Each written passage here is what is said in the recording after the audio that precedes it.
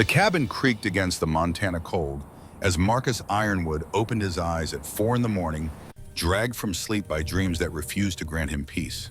52 years of life had taught him many things, but not how to silence the voices of the dead. They came to him in the darkness before dawn, patient as creditors collecting debts that could never be fully paid. Faces he had seen in their final moments. Names he carried like stones in his pockets. The accumulated weight of 3 decades as the Northern Montana Pac's instrument of necessary violence. He swung his legs over the edge of the bed and sat there, letting the cold floorboard bite into his bare feet. The discomfort felt appropriate, earned.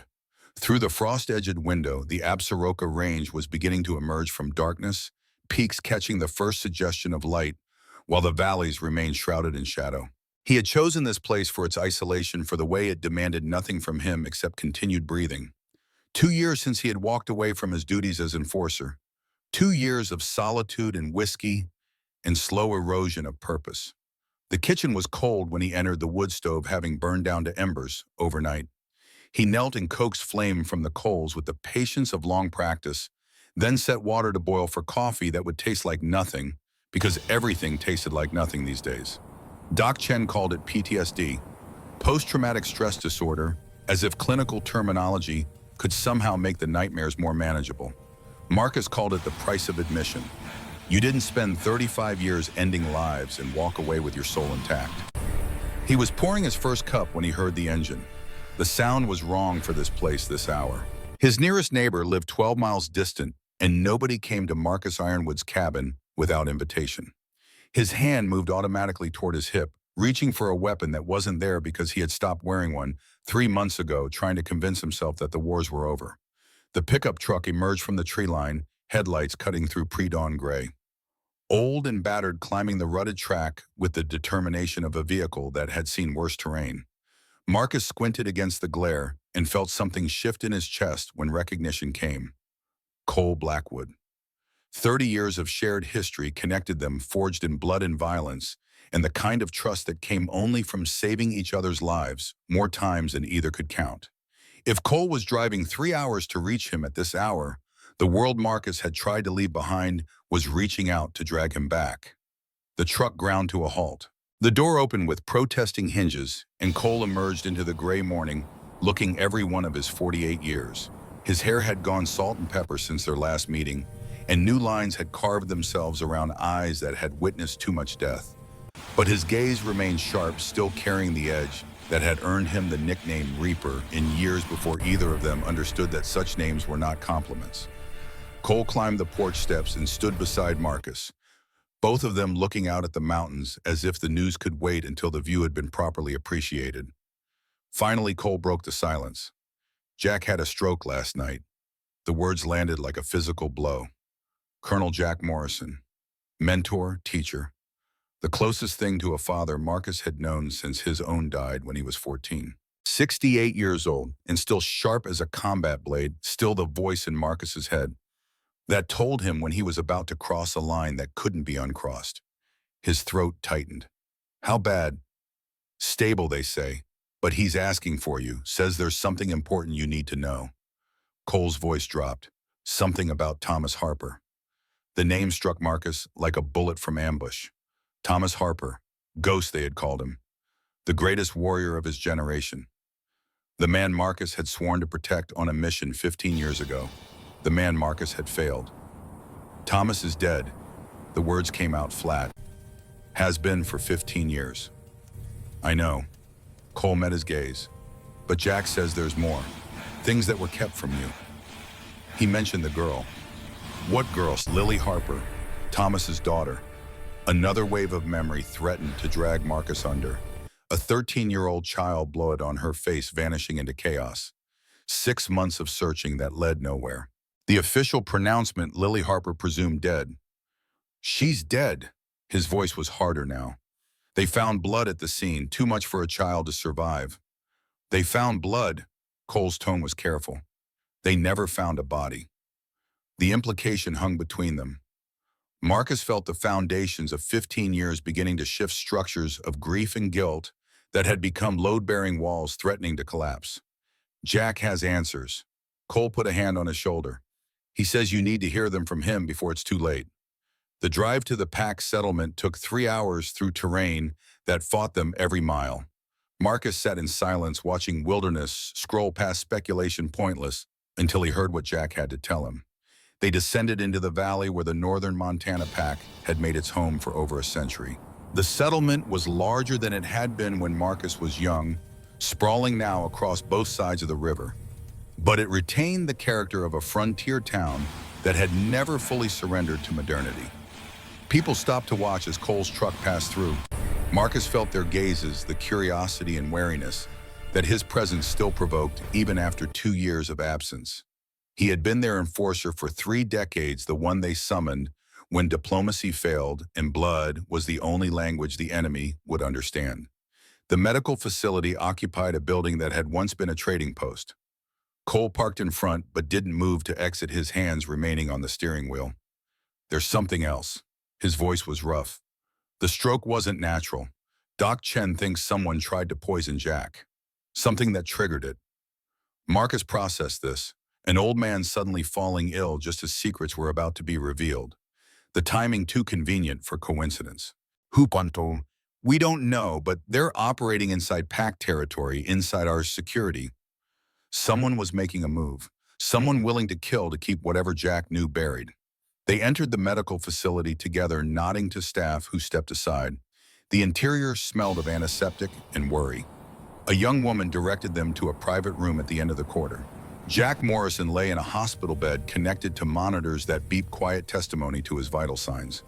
He looked smaller than Marcus remembered, diminished in ways that went beyond physical weakness. But his eyes remained alert, the legendary eyes that had commanded battlefields and seen through every lie ever told in his presence. Took you long enough. His voice was weaker than it should have been, slurred slightly on one side. Marcus approached the bed. I'm here now. Sit down, I have a lot to tell you, and I don't know how much time I have left. Doc Chen says you're stable. I'm dying, Marcus. Maybe not today, but soon. The stroke was just the opening act. Marcus sat. Jack took a moment to gather himself. 15 years ago, I sent you on a mission to escort Thomas Harper and his family through contested territory. You know how it ended. What you don't know is why it failed. We were ambushed. Shadow Ridge knew our route. They knew more than your route. They knew exact timing, team composition, every checkpoint. That level of intelligence comes from inside our organization. A traitor. Yes, but not who you might think. Jack paused. Victor Crane. Ice ran through Marcus's veins. Victor Crane Alpha of Shadow Ridge, architect of atrocities, the man whose forces had killed Thomas Harper. But Jack was saying something different. His expression had shifted into something complicated. Crane wasn't the mastermind. He was a weapon, same as you, pointed and fired by someone else. Who? Senator William Drake. The name was familiar from newspapers and broadcasts. A human politician prominent in national security circles, rumored to be on the short list for vice president. A human senator is responsible for Thomas Harper's death. I'm telling you much more than that. Jack's voice took on a harder edge. 20 years ago, there was an event the packs called the Purge. 1,200 wolves slaughtered in a single coordinated attack. The official story was tragic intelligence failure. Marcus remembered the Purge. He had been young then, but the trauma had echoed through the entire wolf community. That wasn't bad luck. William Drake sold us out. He provided locations at timing everything the hunters needed to maximize casualties. In exchange, he received political support that launched his career. The implications expanded outward. A sitting senator, potentially future vice president, with the blood of over 1,000 wolves on his hands. Where's the proof? That's what Thomas was carrying. He spent 10 years compiling evidence. He was bringing it to me when Crane's forces attacked. But the intelligence was lost. No, Jack cut him off. Thomas made copies, hid them in locations only he knew. And he gave the key to those locations to the one person he trusted absolutely. Marcus felt pieces coming together. Lily. Thomas gave his daughter the key before the mission. He told her that if anything happened to him, she was to hide and wait until the time was right. But she's dead. We searched for months. She's not dead, Jack's voice cut through. I found her the night of the ambush, After you and your team were extracted, I went back. Thomas had mentioned a safe room, a bunker beneath his cabin. I found it, and I found Lily inside covered in her parents' blood, but alive. The room tilted. 15 years of grief, of guilt, of nightmares about a child he had failed to save, and all along she had been alive. You knew. His voice was barely recognizable. You knew all this time. I didn't tell anyone. Thomas asked me to protect her if anything happened. He was specific, no one could know. Drake had spies everywhere. If word got out that Lily survived, he would have moved heaven and earth to find and kill her. So you let me believe she was dead? Yes, and I would do it again. You weren't in a position to protect her. You were too visible, too connected to the mission. If you had known, your behavior would have changed, drawing attention that would have gotten her killed. Marcus wanted to rage against the deception, but the tactical part of his brain understood the logic. Where is she now? I set her up with a new identity, sent her to live with a family in Oregon. She grew up as close to human as a wolf can manage. Nursing school, 2 tours in Afghanistan as a Navy combat medic. Jack's expression softened. She's strong, Marcus. Stronger than any of us gave her credit for. But something's changed. 2 weeks ago, Crane's people found her. How, I don't know. What matters is that she's in danger, and the evidence Thomas died for is about to be lost forever. You said Crane was a weapon pointed by Drake. What does that mean? Victor Crane wasn't always what he is now. Jack's voice carried genuine sadness. I trained him same as I trained you. He was a good soldier, a good man. A good man who killed Thomas Harper. A destroyed man given a choice between doing Drake's bidding or watching his own family die. Jack's eyes were distant. Crane's wife and son were killed in the purge. He went to Drake afterward, seeking answers. Drake offered him a deal. Serve me or I'll make sure the world knows you were the one who betrayed your people. What? Drake had fabricated evidence. Documents, communications, testimony from paid witnesses. Enough to convince any court that Victor Crane had sold out his own kind. If Crane didn't cooperate, Drake would release it and Crane would be executed as a traitor. Marcus sat with this information. Victor Crane, the monster he had sworn to destroy, revealed as something more complicated. A victim as much as a villain. It didn't excuse what Crane had done, but it complicated the narrative of pure evil. Why tell me this now? Because you need to understand what you're walking into. To protect Lily, to finish what Thomas started, you're going to have to make choices that aren't black and white. You're going to have to see your enemies as people, even the ones who've done terrible things. And if I can't, then you'll fail again. And this time there won't be second chances. Jack gave him Lily's location, a motel in Boise, Idaho. She knew he might be coming. Whether she would trust him was something Marcus would have to earn. One more thing. Jack's voice stopped him at the door. Thomas Harper was my friend. My brother. He died believing that someday the truth would come out. I'm asking you to finish what he started. Not for me, for Thomas, for everyone who died in the purge. Marcus held his gaze. You have my word. Your word was always enough for me. Jack settled back against the pillows. Now go, before it's too late for both of us. The journey to Boise took 7 hours. Marcus and Cole drove in shifts, eating gas station sandwiches without tasting them. Cole worked the phone between the stints at the wheel, reaching out to contacts with carefully worded messages. Elena Cross confirmed she would meet them in 48 hours. Doc Samuel Chen was ready to travel. Others responded with varying degrees of enthusiasm. By the time they reached Idaho, Cole had assembled a list of possibles numbering close to 20. Marcus found the motel as the evening approached, a 2-story structure of weathered concrete.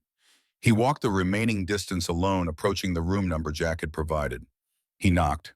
3 times, then 2, the recognition pattern. The door opened a crack, held by a security chain. A pair of green eyes held nothing but calculation. Hands where I can see them. He raised his hand slowly. The door opened wider, revealing a woman with short brown hair and a Glock 19 held with easy competence. Marcus Ironwood. Not a question. Yes. You're supposed to be retired. Things change. She studied him through the crack. Jack Morrison sent you. He told me where to find you. He told me what you're carrying, and he told me the people who killed your father are very close to finding you. Something flickered in her eyes at the mention of Thomas Harper. Why should I trust you? You were there that night. You were supposed to protect us. The words struck home. Marcus forced himself to meet her gaze. You shouldn't trust me. I failed your father. I failed you. I've spent 15 years knowing that. But I'm also the only one who knows you're here. If I wanted to hurt you, I'd have brought an army. So you can shoot me, or you can let me in, or you can keep standing there until Crane's people figure out where you are. Lily Harper considered him for what felt like an eternity. Then she stepped back and opened the door. The room was cramped but organized. Maps covered every surface marked with notations in a precise hand. Documents pinned to walls connected by colored strings. A laptop displaying financial records. She had been conducting her own investigation. Lily closed the door and stood with her back against it, gun still in hand, but no longer aimed. You have 10 minutes. Jack told me about your father's evidence, about Drake and the purge. Jack told you a lot for a man at death's door. He's dying. He wanted someone else to know the truth. Marcus moved to examine one of the maps showing packed territories, Shadow Ridge marked in red. How long have you been working on this? Since I turned 21. My father left instructions, things I was supposed to do when I was old enough. Her voice was flat. He also left evidence. Copies of everything hidden in places only I knew. Why would I tell you that? Because you can't do this alone. Drake has resources you can't imagine. And the people hunting you won't stop until they find you or die trying. I've been running for 2 weeks. I can keep running. Running accomplishes nothing. It just delays the inevitable. He took a step toward her. Your father died trying to expose Drake. Jack protected you for 15 years, so you could finish what Thomas started. If you run now, all of that sacrifice means nothing. Don't lecture me about sacrifice. Heat beneath her controlled voice. I know what my father sacrificed. I watched him die through a crack in the bunker door. I heard my mother scream. The words hit like physical blows. She had witnessed their deaths, carried that memory for 15 years while living a lie. You're right. He forced the words out. I don't get to lecture you. I'm the one who failed. But I'm here now offering to help. Whatever you think of me, ask yourself, what would your father want you to do? Silenced by, my father would want me to finish the mission. He would want Drake exposed. He would want everyone who died in the purge to get justice. Then let me help you make that happen. She moved to her laptop, turning it toward him. A photograph, slightly blurred, showed 2 men shaking hands. One was obviously Drake, younger than his current image. The other was Victor Crane. This was taken 3 months after the purge. It proves Drake and Crane were in direct contact when Crane was publicly claiming no involvement with human politics. What were they discussing? The photograph came with notes. This was the meeting where Drake recruited Crane, where he showed Crane the fabricated evidence and gave him a choice: cooperate or be destroyed. Marcus absorbed this. Drake as puppet master, Crane as reluctant puppet, a conspiracy stretching 15 years. This is powerful evidence, but not enough to bring down a man like Drake. I know. Lily moved to another stack. That's why we need Crane. Crane, he's the enemy. He's a witness, the most important witness we could have. She handed him a folder. My father's notes include transcripts of conversations where Crane talks about being blackmailed. If we can convince Crane to testify, the whole house of cards comes down. Marcus stared at her. You want to turn Victor Crane into an ally. I want to give him a choice, the same choice Drake never gave him. Her green eyes met his. My father believed in justice, not just revenge. He wanted to break the cycle. It was stunning, completely different from what Marcus had expected. He had anticipated conversations about tactics and targets. Instead, Lily was proposing understanding rather than violence. And if Crane refuses, then we destroy him along with Drake. But sometimes people do terrible things because they can't see any other way. If you show them another way, they take it. Marcus thought about Jack's words about seeing enemies as people. What do you need from me? Lily turned back to her wall of evidence. I need protection while I figure out how to approach Crane. I need resources to verify evidence. And I need someone who knew my father. Someone who can tell me if I'm doing what he would have wanted or if I'm fooling myself. A vulnerability she hadn't shown before.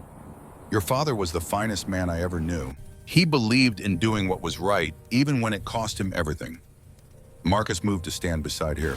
If he could see what you've done, what you're trying to do, he would be proud beyond words. Lily was silent for a long moment. I barely remember his face sometimes. 15 years is a long time. You haven't forgotten. You're here carrying on his work. That's the truest form of memory. Something shifted in her expression. Not trust, not yet, but perhaps the beginning of it. We should move. I've been here too long.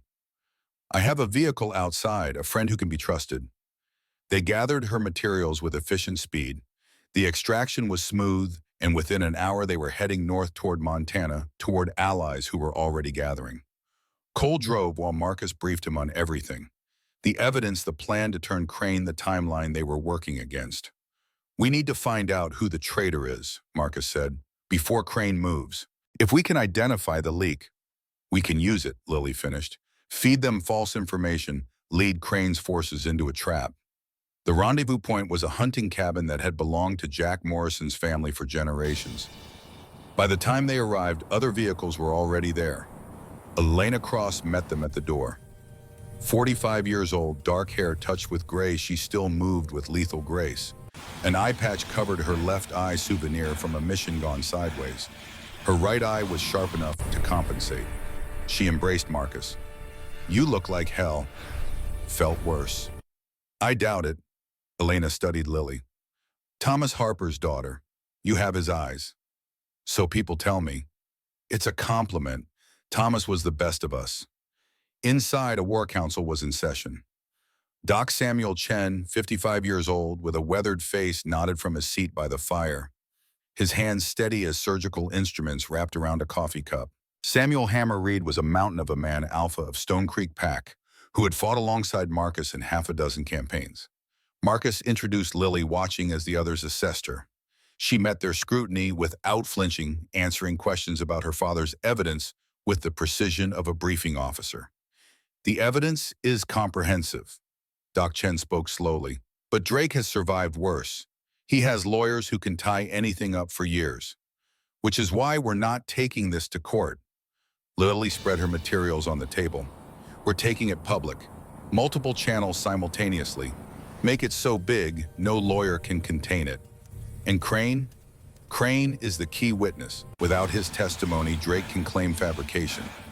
With it, the story becomes impossible to dismiss. You really think Crane will flip? Hammer's skepticism was evident. I think he's been a prisoner for 20 years, and prisoners dream of freedom. The debate continued through the night. By dawn, they had the outline of an operation: identify the traitor within northern Montana, turn Crane against Drake, and release evidence in a coordinated media assault. Marcus stepped outside as the sun rose, needing a moment alone. The mountain air was sharp, carrying the scent of pine and approaching winter. Cole's phone rang. Marcus watched his friend's expression shift as he listened, then saw something he rarely witnessed: grief breaking through Cole's professional mask. Cole ended the call and stood still for a long moment before speaking. Jack passed away an hour ago, in his sleep. They said he was smiling. Marcus felt something tear loose inside him. Jack, who had trained him and shaped him and believed in him even when he didn't deserve belief. Gone. He left a message for you. Cole handed him a folded piece of paper. Marcus read in Jack's precise script, Marcus, if you're reading this, the old warhorse has finally run his last race. Don't mourn too long. I've lived a full life, done things worth doing, loved people worth loving. What I need you to understand is this: the mission was never about Drake or Crane or even the evidence. The mission was always about what happens after. Building something that can last. You have that chance now. Don't waste it on revenge. Fight for something, not just against something. Take care of Lily. She's stronger than she knows, but she's also more fragile than she shows. She's going to need someone who understands what it means to carry the weight of the dead. And Marcus, you were always the son I never had. I'm proud of you. Go finish what Thomas started, then live a life worth living. Jack. Marcus read the letter twice, then folded it and placed it in his pocket. He believed in this mission. His voice was steady despite everything. He believed we could win. I won't let him down. Lily found him there, her own expression, reflecting the grief that now bound them all. "We finish this," Marcus said. "Whatever it takes, whatever it costs. We finish what they started." And then he turned to look at her. "Then we find out if any of us knows how to live in peacetime." Cole approached with a satellite phone expression grim. "We have a problem. Drake is moving up his timeline. He's coming to Montana, personally bringing everything he has. If we don't stop him here, we won't get another chance." Marcus took the phone, listening as intelligence reports painted a picture of an enemy committing all resources to a decisive strike. It was exactly what they needed. The senator exposed and vulnerable, far from political protection. "How long do we have?" 3 weeks, maybe less." Marcus looked at the fighters gathered around him. Tired, grieving, but in their eyes he saw something defeat could not extinguish. They were ready. "Then we'd better get to work." The rescue of Emily Ashford and her son required precision that left no margin for error. Elena and Lily moved through the compound's perimeter like shadows, their approach choreographed through hand signals and instinct. The facility where Crane held his hostages was a converted ranch house 3 miles from Shadow Ridge's main settlement, guarded by 6 men who rotated shifts every 4 hours. They had been watching for 72 hours before the approach began. Elena settled into position on a ridgeline 200 meters from the main building rifle scope, catching the last light of a dying sun. Below, guards moved through routines with the complacency of men who had never faced a real threat. Lily approached from the east wearing the uniform of a delivery service. Her cover story was solid, her manner conveying nothing more threatening than a woman doing a tedious job. The guards barely glanced at her credentials. Inside, she counted threats and exits with automatic precision. 2 men in the front room playing cards, 1 in the kitchen making coffee. The hallway leading to back rooms where Emily and Jake Ashford had been held for 3 years. Elena's voice came through the earpiece.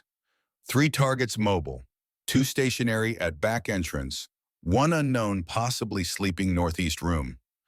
Lily adjusted trajectory, moving toward the kitchen with casual purpose. The guard looked up, annoyance crossing features grown soft from easy duty. "Deliveries go to the front." Her smile was disarming. "Just need to use the facilities. Long drive from Billings." He gestured toward a door at the hall's end, already dismissing her. She walked past, counting steps, feeling the weight of the sedative injector in her palm. The guard never saw it coming. One moment reaching for coffee, the next slumping forward unconscious before his head touched wood.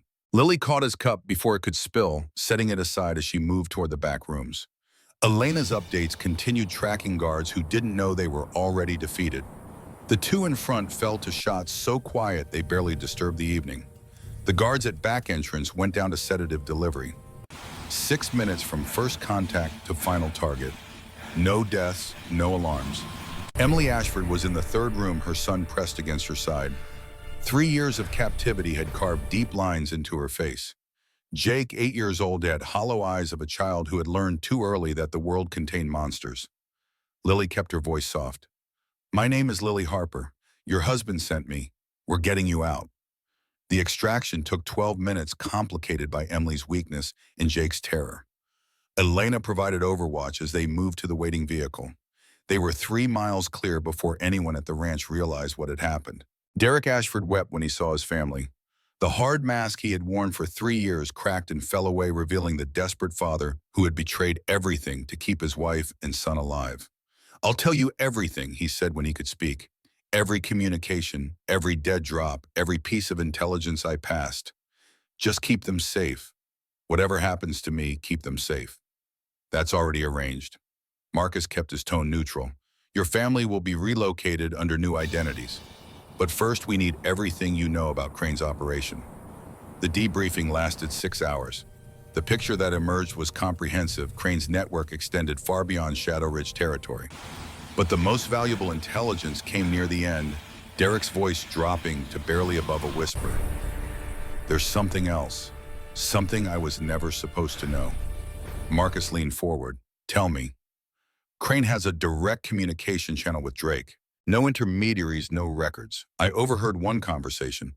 Drake was threatening Crane, telling him if he ever tried to break free, Drake would release fabricated evidence and make sure Crane died as a traitor. We knew about the blackmail."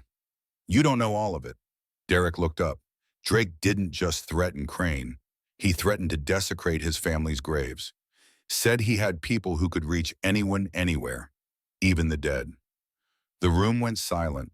Drake had found the one threat that could still wound a man who had already lost everything violation of the only sacred thing he had left.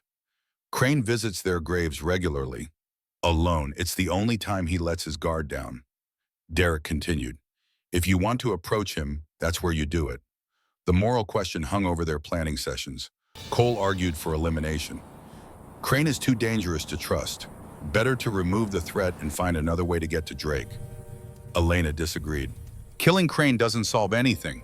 We lose our best witness and prove we're no better than the enemies we're fighting. Doc Chen remained silent until finally speaking. The question isn't whether Crane deserves to die. The question is what kind of people we want to be when this is over. Lily had been studying the evidence. My father spent 10 years building a case against Drake. He could have killed Crane at any time, but he didn't. Why not? Marcus asked. Because he understood that killing enemies is easy. Understanding them is hard, and sometimes understanding them is the only way to actually defeat them. She stood and walked to the window. Crane isn't the disease. He's a symptom. Drake created him, shaped him, used him as a weapon. If we kill Crane without addressing what created him, we're just treating symptoms while the disease spreads. So we try to turn him. Marcus spoke the words forming in his mind. We give him something Drake never did a real choice. And if he refuses, then we deal with that. But we have to try. The approach required careful planning. Marcus would go alone, approaching Crane at his most vulnerable, trusting that the man who had once been Jack Morrison's student might still be reachable. They spent 2 days mapping Crane's movements, identifying his pattern of visiting the family memorial every third night. On the designated night, Marcus infiltrated Shadow Ridge territory through routes memorized decades ago.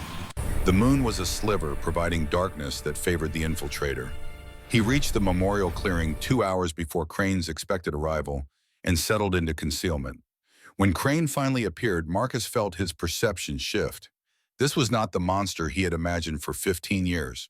This was a man broken so thoroughly that the breaking had become his identity. Marcus stepped from the shadows. "I'm not here to fight." "Then you're a fool."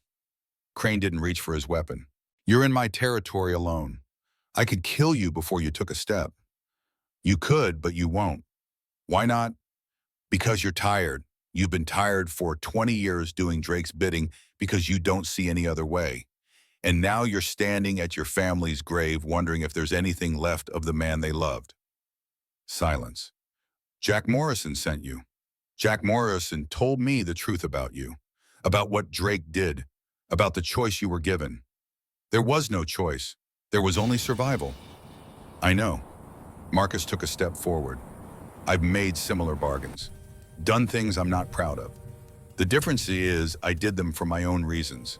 You did them because a human politician held a knife to your throat. You don't understand. I understand that your wife and son died in the purge, that Drake threatened to destroy you if you didn't cooperate, that you've spent 20 years doing his dirty work because you couldn't see any other way out." Crane's hand moved toward his weapon. "Don't say his name. Thomas Harper was a good man. He died trying to expose the monster who killed your family." Marcus didn't back down. "And his daughter is still alive, still carrying evidence that can bring Drake down. You can be part of that, or you can keep being Drake's weapon until he decides you're not useful anymore. He took everything from me." The words came out hoarse. "My wife, my son, my honor. He made me into this thing and then he used me to hurt people who never deserved it. Then stop letting him. Take back what he stole. How the evidence he has is fabricated. We can prove it. Thomas documented everything, including methods Drake used to create false evidence against you. If you come forward, if you testify, Drake's house of cards comes down." Crane stared at him. "Why would you trust me after everything I've done?" "I don't trust you. I trust the man you used to be, the one Jack Morrison trained. I trust that man is still in there somewhere, suffocating under 20 years of Drake's control." The silence returned heavier than before. Crane walked to the graves, kneeling before the stones. He was 7 years old. His voice was barely audible. He wanted to be a teacher when he grew up. Said he wanted to help kids learn to read. Drake took that from the world. Drake took from all of us. It's time to take something back. For a long moment, Crane remained kneeling, communing with ghosts only he could see. Then he rose and turned to face Marcus. What do you need from me? But Drake had not built his empire by being blind to threats. Within 48 hours of Crane's agreement, everything changed. The attack on Shadow Ridge came without warning. Precision strikes by assets that should not have known where to find their targets. Drone surveillance, satellite imagery, communications intercepts. Drake had prepared for this possibility, embedding backup systems that would alert him if Crane wavered. Those systems had activated. Marcus received word while en route to a planning session. Shadow Ridge is burning, Cole's voice was tight. At least 50 hostiles, military-grade equipment. They're not trying to capture anyone. They're executing. Crane, unknown, last report had him pinned down in the administration building with a handful of loyalists. Without Crane, their entire strategy collapsed. Rally everyone who can fight. We're going in. The battle for Shadow Ridge was unlike anything Marcus had experienced in decades. The enemy was professional, disciplined, equipped with technology restricted to military applications. They moved through the compound with efficiency, clearing buildings and eliminating resistance with ruthless precision. Cole led the primary assault, punching through the perimeter. Elena provided overwatch, her rifle speaking in sharp cracks. Doc Chen moved behind lines, treating wounded with calm efficiency. Marcus fought his way toward the administration building where Crane was trapped.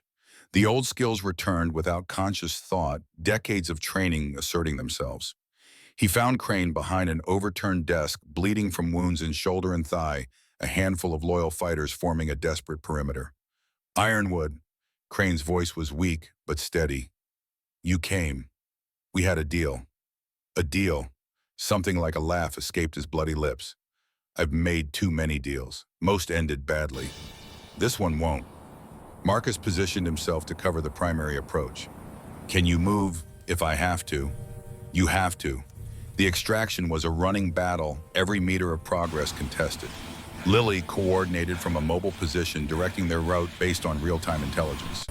They were almost clear when Doc Chen went down. The shot came from an angle that should have been covered a sniper who had found a position no one anticipated. It took Doc Chen in the chest, spinning him around before he collapsed. Marcus was at his side in seconds, applying pressure to a wound his combat experience told him was fatal. Doc looked up with eyes already beginning to cloud. Finish it. Don't let it be for nothing. Hold on, we'll get you out. Too late for that. A bloody smile crossed Doc's weathered features. Tell my son I was proud. Tell him his father died doing something that mattered. Marcus held him as the life faded, as the man who had saved his life countless times finally reached a wound that could not be healed. The battle continued around them, but for a long moment Marcus was aware of nothing but the weight of another friend slipping away. Cole pulled him back. Marcus, we have to move. Now. They carried Doc's body with them, refusing to leave him for enemies to desecrate. The final push to safety cost them 2 more fighters. By dawn, they had retreated to a secondary position. Their forces were battered but intact. Crane was alive, wounded but stable, his testimony preserved. But the price had been terrible. Doc Chen dead, 8 other fighters lost. The element of surprise completely destroyed. Marcus stood apart as the sun rose. His hands were still stained with Doc's blood. Lily found him there. He knew. Her voice was soft. Doc Chen. He knew when he volunteered that he might not come back. That doesn't make it easier. No, it doesn't. She was quiet. But it means something. His choice. His sacrifice. Marcus thought about Jack's letter. Building something worth passing on. About all the people who had given their lives for a cause that might never be fully realized. We finish this, whatever it takes. And then we find out if any of us knows how to live in peacetime. Cole approached with a satellite phone. Drake is moving up his timeline. He's coming to Montana personally, bringing everything he has. If we don't stop him here, we won't get another chance. Marcus felt cold satisfaction settle in his chest. How long do we have? 72 hours, maybe less. Marcus looked at the fighters around him, survivors of a night that had cost them so much. In their eyes, he saw something defeat could not extinguish. Then we'd better get to work. The 72 hours before Drake's arrival passed in a blur of preparation. Marcus established command in the hunting cabin satellite uplinks, maintaining communication with Allied forces across 3 states. Maps covered every surface marked with positions and terrain features. Cole coordinated tactical elements. Elena organized sniper teams. Hammer Reed integrated his Stone Creek contingent with the main force. Crane, recovering from wounds, provided invaluable intelligence about Drake's preferences and the contractors he favored. On the second day, an unexpected arrival changed the dynamics. Ryan Morrison drove through the night after receiving word of his grandfather's death. 25 years old, freshly commissioned from West Point, he carried himself with eager confidence of a young officer who had trained extensively but never faced combat. Marcus found him at Jack's grave, a simple marker overlooking the valley. The young man's shoulders were rigid with grief.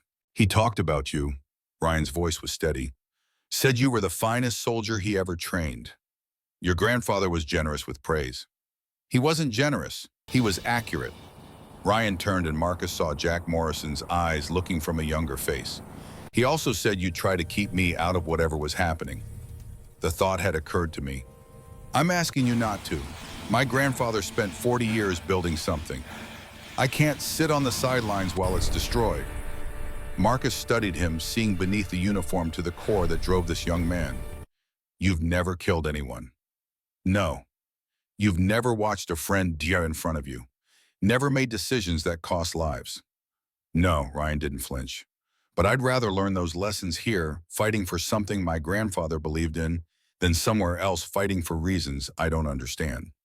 Marcus thought about Jack's letter, about his own journey, the years of violence, the wisdom that came too late. "Walk with me." They moved away from the grave, following a trail toward a ridge overlooking the valley. "When I was your age, I thought combat was about winning, being faster, stronger, more skilled, eliminating threats before they could harm people I was protecting. Isn't it?" "Partly, but that's the easy part." They reached the ridge. "The hard part is what happens after. The weight you carry when fighting stops and you have to live with what you've done." Ryan listened with intensity. "I carry faces of everyone I've ended. Some deserved it. Some were just following orders. Some were probably good people who ended up on the wrong side. How do you live with that?" "Some days I don't. Some days the weight is so heavy I can barely move." Marcus turned to face him. "But most days I remember why. Not for glory or medals. For people who would have died if I hadn't been there. For children who grew up because I eliminated threats. Protection. Protection. That's the only justification that holds up at 3 in the morning. Not honor, not glory, just protecting those who can't protect themselves." Ryan absorbed this. "My grandfather said the purpose of strength was to protect the weak, not dominate them." He was right, and he spent his whole life living that principle. Marcus put a hand on Ryan's shoulder. "If you fight beside us, you may have to kill. You may watch people die. You may make decisions that haunt you forever. Are you prepared for that?" "I don't know, but I know I'm not prepared to do nothing." Marcus nodded slowly. "Then I'll teach you what I can. Not how to kill, how to carry the weight afterward without letting it crush you." The night before Drake's arrival, Marcus gathered his core team. Lily presented the media strategy. Evidence would release simultaneously across platforms the moment Drake's defeat was confirmed. Crane outlined Drake's tactical preferences. The senator relied on overwhelming force, preferring to crush opposition rather than adapt. Predictability was a fatal flaw. Cole detailed defensive positions, showing how terrain would channel Drake's forces into kill zones. When the briefing concluded, Marcus addressed the fighters. "Tomorrow we face an enemy who has spent 20 years believing himself untouchable. A man who has killed thousands, destroyed families, corrupted institutions, and never faced consequence. Tomorrow that changes." He looked around the room. "Some of us won't survive. That's combat's reality. But those who fall will fall knowing their sacrifice mattered. That they stood against darkness when standing was the hardest thing to do." Silence. Not absence of sound, but presence of resolve. "Get some rest. We move at dawn." The battle began as the sun crested the eastern peaks. Drake's forces entered through 3 approaches. Movements coordinated through satellite communication and intelligence that should have given decisive advantage. But that intelligence was compromised. Derek Ashford's final act of redemption had been feeding misinformation to his former handlers, guiding Drake's forces into prepared ambush. Elena's sniper teams initiated contact precision shots, eliminating commanders and communications specialists. The mercenaries, trained for overwhelming force rather than guerrilla warfare, struggled to adapt. Cole led the primary defensive force with controlled aggression that inflicted casualties while giving ground. Each meter of retreat cost Drake's forces more than they could afford. Marcus commanded from a mobile position, reading the flow and directing responses. Beside him, Ryan Morrison experienced his first combat. The young man's first kill came 2 hours into the engagement. A mercenary who had flanked their position, raising his weapon when Ryan's shot took him in the chest. Marcus watched the transformation cross Ryan's face, the shock of having taken a life. Don't think about it now. There will be time later. Focus on the mission. Ryan nodded, face pale but hands steady as he returned to the fight. By midday, Drake's assault had stalled. His forces had taken severe casualties, commanders dead or incapacitated, communication disrupted by electronic warfare Lily had orchestrated. Drake himself arrived by helicopter as his offensive collapsed, fury visible even at a distance. He's coming to us. Cole's voice crackled through radio. Want us to intercept? No, let him come. This ends today. The meeting point was a clearing Drake had chosen for receiving surrender he was still convinced he could force. Marcus approached alone, unarmed, presenting himself as negotiator rather than combatant. Drake was smaller than photographs suggested, expensive tactical gear, incongruous on a body that had never known hardship. But his eyes were sharp with intelligence that had built an empire. Ironwood, Jack Morrison's attack dog, I expected you'd be here. You expected a lot of things today. Most didn't work out. Drake's jaw tightened. A temporary setback. Reinforcements are en route. Within hours, this territory will be burning. No, it won't. Marcus spoke with absolute certainty. Right now, Victor Crane is giving recorded testimony about your role in the purge. Every crime, every payment, every order. In approximately 2 hours, that testimony will broadcast across every major news network. The first crack in Drake's composure. Crane is a murderer. His testimony will be dismissed. His testimony will be supported by documentation Thomas Harper spent 10 years compiling. Financial records, communication intercepts, eyewitness accounts. Enough to prove beyond doubt that you orchestrated the murder of over 1,000 people for political gain. Drake's security details shifted uneasily, sensing change in their employer's demeanor. You can't prove anything. I have lawyers, political allies. You had those things. Marcus took a step forward. Right now, your political allies are receiving the same information. By tomorrow, you won't have friends left in Washington. Then what's to stop me from killing you right now? Nothing, except the knowledge that it won't change anything. Your forces are broken, your allies are deserting, your secrets are about to be exposed. Killing me would be satisfying, but it won't save you. Drake stared, 20 years of power crumbling as reality became undeniable. What do you want? Surrender, public trial. Accountability for every life you've destroyed. You'll spend the rest of your life in a prison cell. That's more mercy than you deserve. Silence waited with fate. Then Drake reached for his sidearm. Marcus was faster. The shot took Drake in the shoulder, spinning him down before his weapon cleared the holster. The security detail froze, calculating odds that had shifted against them. Stand down. Your employer is going to prison regardless of what happens in the next few seconds. One by one, the mercenaries lowered their weapons. Marcus walked to where Drake lay, bleeding and cursing. Victor Crane told me you threatened to desecrate his family's graves if he ever turned against you. Those threats end now, forever. Marcus knelt, his voice dropping. I spent 15 years dreaming of killing you, and now that you're at my mercy, I'm not going to do it. Why not, Hassan? Because you're not worth becoming a monster over. Because the people you killed deserve justice, not revenge. And because the best punishment for a man who believed himself above the law is to spend the rest of his life subject to it. Drake was taken into custody as the sun began to set.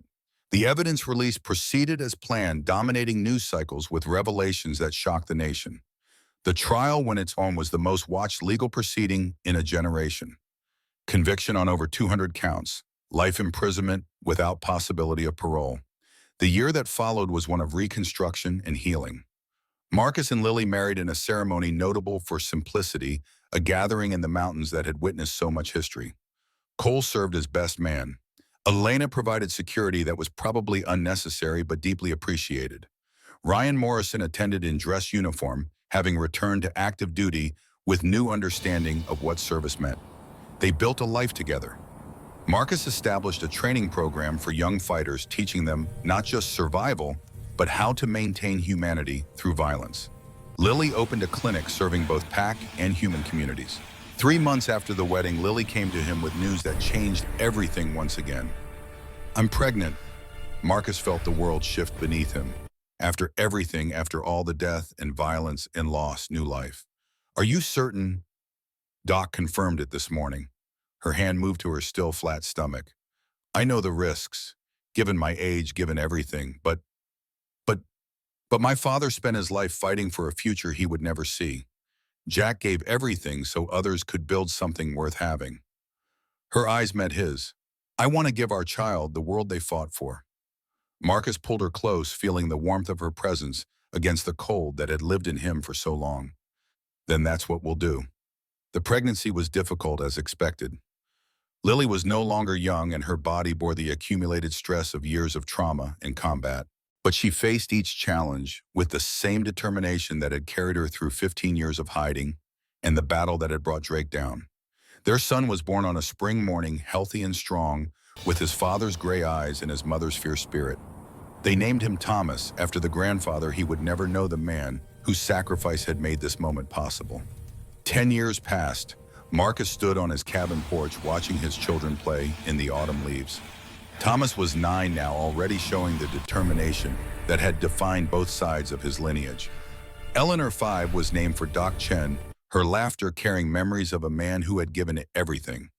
Lily emerged from the cabin carrying coffee, her hair now streaked with gray that she made no effort to hide. "Thomas asked about you yesterday, wanted to know why you have so many scars." "What did you tell him?" "That you got them protecting people you love." "He seemed satisfied." She paused. "He also asked if he would have to get scars someday." Marcus thought about legacy and hope. "What did you tell him?" "That his grandfather and great-grandfather fought so that he might never have to. That the purpose of their sacrifice was to build a world where children could grow up without learning how to kill.